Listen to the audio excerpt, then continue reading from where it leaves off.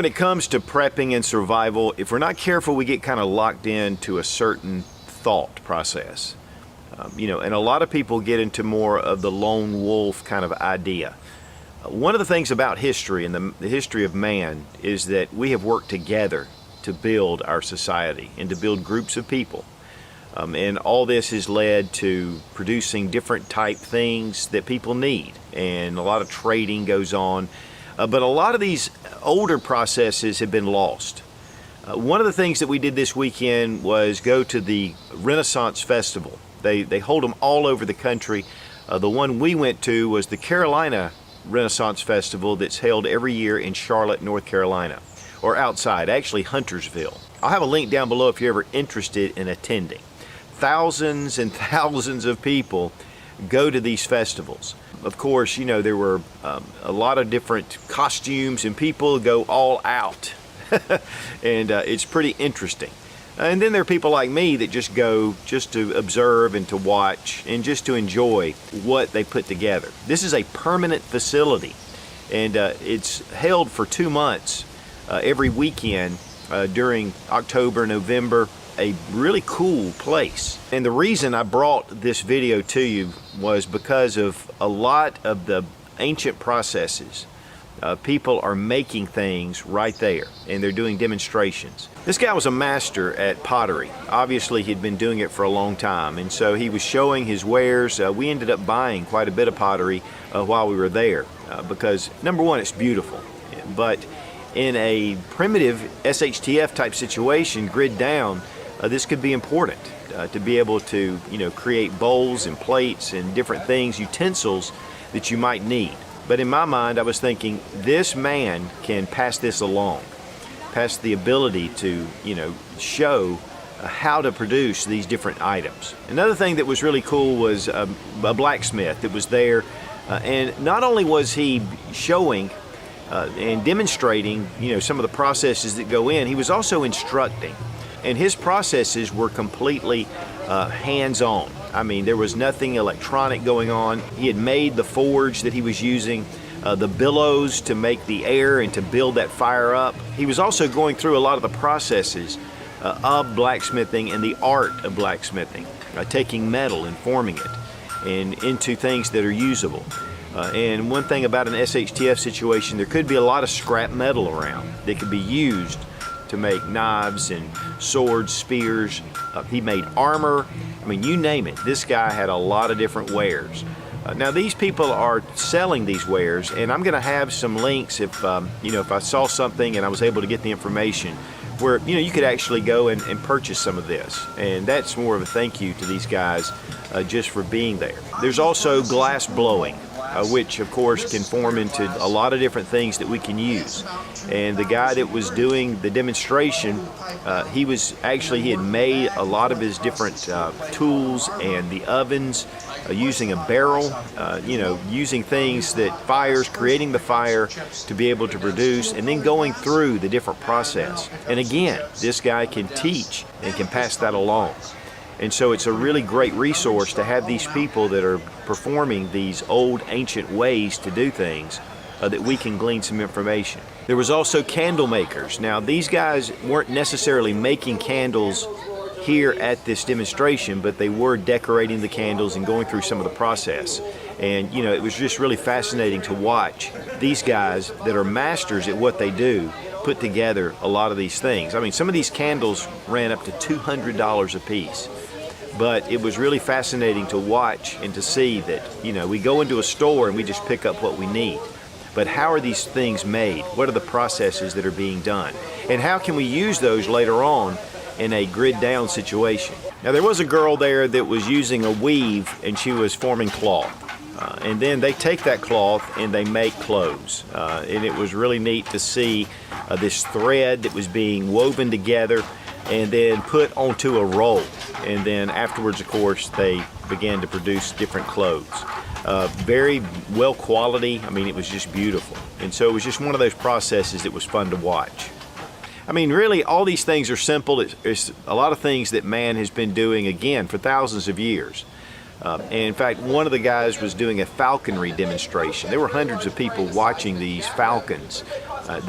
Falconry has been around for 5,000-6,000 years, and it's the same processes and it's the same training that they were doing from the beginning. And they take a lot of the training and they show these birds of prey and how to use them for different tasks that we might need. And so again, it's just really cool to see people that are taking these older skills and bringing them back to life. It's kind of a renaissance of these older skills coming back. Now, there was a lot of handcrafted leather there.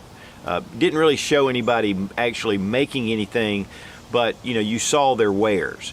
And so taking leather, forming it, stitching it, knowing how to use it. Of course, taking pottery, glass, blacksmithing, leather work, even using horns for different drinking or signaling, or making it as a horn, or all the different things you can do with bone.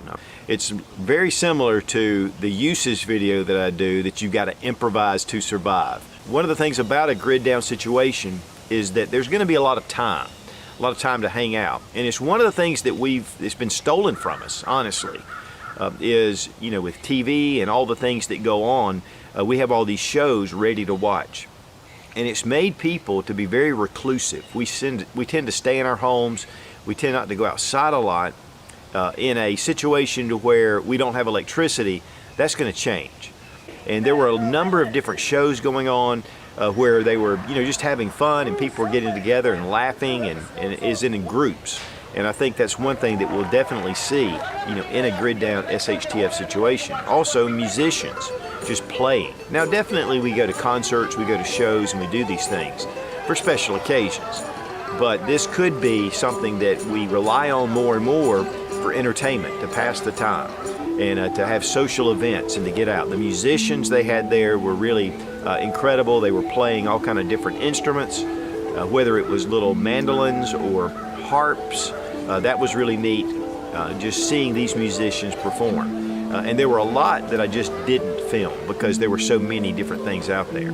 One thing too is of course entertainment, but in the martial arts, and there were jousts that were going on, and some sword fights. And of course this was all play, but it was really cool to see these men that had dressed up in the armor that was needed for battle and horsemanship, and doing a lot of things that were, what yesteryear was a big deal. And today we seem to have lost a lot of that kind of skill. And so it was really great to see a lot of different things that you just don't typically see. Now, not only the jousting was fun to watch, but there was also archery, knife throwing, axe throwing. I mean, there was a lot of primitive weapon skills that were being shown, and you could even participate. To me, it was the medieval shooting range, is what I like to call it. It was really funny to see, but people getting out and just testing their skills, enjoying themselves. Also, the food that was being served. Now, a lot of it was just almost carnival food. It was fun, but there were a lot of type foods that were, just primitively put together, really to match the Renaissance thought and theme. Turkey legs, of course, were a big one. Of course, there were ATMs available that you could use for, purchasing all these different products. Of course, all this is subjective, and in an SHTF situation, what could possibly happen, is just what we think, what we might, perceive. But I think it's good to have some of these ideas together in your mind, that you may have to face these kind of situations. And then what are your plans? A lot of times when we're prepping, we're buying up different things, but we're not thinking about maybe we need to produce a trade for ourselves. What are we going to have to offer in a grid down situation? Skills that you can learn now very easily, and we have the resources to learn those skills. What a great hobby, especially if you're already kind of into prepping and it's become part of your hobby, making it into a viable skill, and maybe, who knows, you might even start a business doing it. I may even find you at the Renaissance Festival selling your goods. But it would be a great way to be able to start to learn and start to really think about how to process different things that may be used in a grid down situation. But most of all, guys, it was a lot of fun, and I highly recommend going. Be strong, be of good courage. God bless America. Long live the Republic.